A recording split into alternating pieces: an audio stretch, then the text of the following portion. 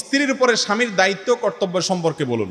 আল্লাহ কোরআনে বলেছেন ওয়াশিরুহুন্না বিল মারুফ, স্ত্রীর সাথে সদাচরণ করতে হবে, সদ্ব্যবহার করতে হবে, সুন্দরভাবে জীবনযাপন করতে হবে, ছেঁচড়ামি করা যাবে।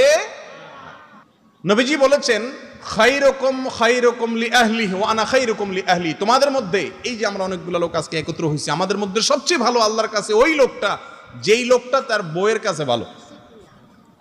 এই জন্য স্বামীর 1 নম্বর কর্তব্য হলো স্ত্রীর সাথে সদাচরণ করা, ওয়াশিরুহুন্না বিল মারুফ, সুন্দরভাবে জীবনযাপন করা। 2 নম্বর কর্তব্য হলো স্ত্রীর শারীরিক এবং জৈবিক চাহিদার পাশাপাশি তার ভরণ পোষণ যথাযথ নিয়ম অনুযায়ী ব্যবস্থা করা। এটা আলহামদুলিল্লাহ করে সবাই।